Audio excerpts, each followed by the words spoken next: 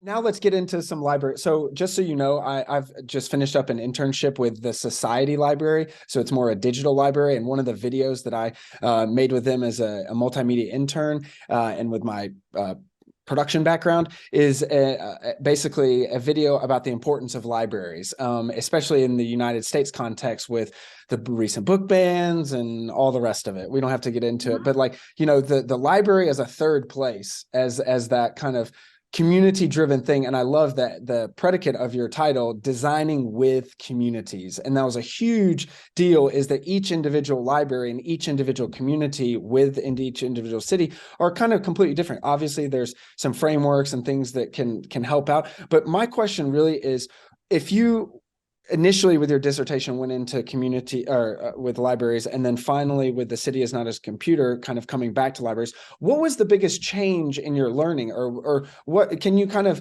talk about, kind of you doing that initial research, then kind of going to urban media and whatever, and then coming back to libraries? Because I think that there's a through line there about the importance, and I don't know if your views changed, evolved. I'm assuming it was an iterative process or so. So I don't know if you want to talk about libraries in general, and then we can kind of get into the computer, like a smart city, urban intelligence and stuff like that.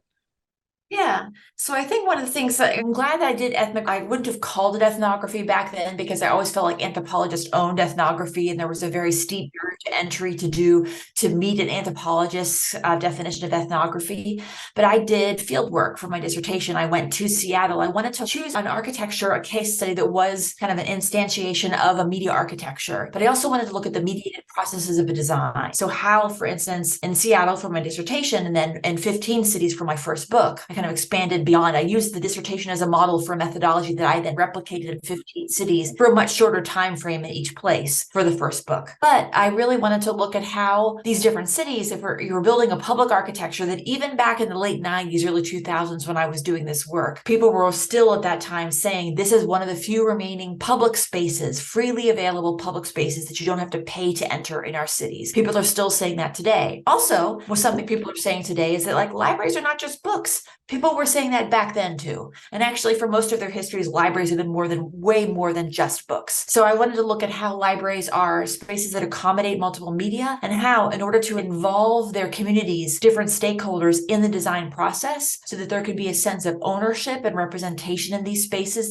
in these design processes, they had to use different forms of media to make architectural design intelligible to different communities who aren't trained as designers. So I looked at how, for instance, they use kind of public town halls, how they use different workshops, renderings, models, all kinds of things, public media, the solicitation of like little comment cards in the library buildings, all of this constellation of media forms to help different communities understand what's at stake here, what's in it for them, why they should care, and how they can make their voices heard. I'm glad that I started off with that approach, because I got to understand that these buildings mean multiple things to multiple publics. And that's also where I got my early commitment to really representing the expertise and investment of information professionals themselves. And that includes everybody from the library director to the subject area librarians to the volunteer pages to the people working in the loading dock. All of these people are an integral part of making this infrastructure work. So I'm really glad that I was exposed to all of that early on, which helped to inform my kind of ethical commitment to representing all of these forms of expertise throughout. I think one thing that's maybe evolved is, going back to one of our earlier topics of conversation, the library is not only kind of a convergence of all these different forms of infrastructure,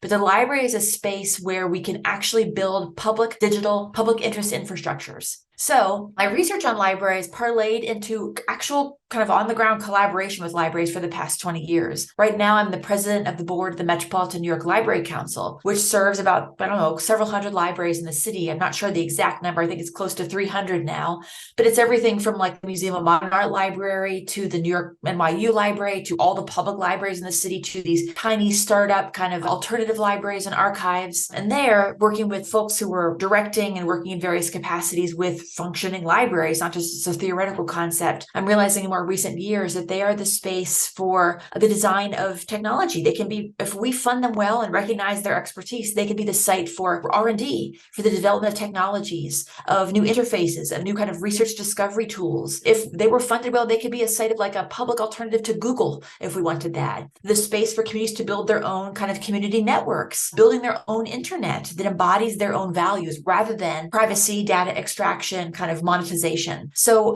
if libraries are really well funded, I have seen so many really effective and inspiring microcosms of libraries as being the development of technical infrastructures themselves. If libraries were well funded and revered as I think they should be, and supported as I think they should be, they could be an alternative to the values that we see in Silicon Valley. So that's one big thing that I have come to appreciate over the years. More recently, that's one kind of thread of evolution, is recognizing that that's another infrastructural dimension to my research, this field of possibility, if we actually supported the libraries as they could be supported and maybe should be. Definitely should be. But then all of a sudden now you're kind of, for me at least, I'm even co-opting the language of big tech and whatever, of moonshots. I mean, you could really get some moonshots at, a public library and things like that.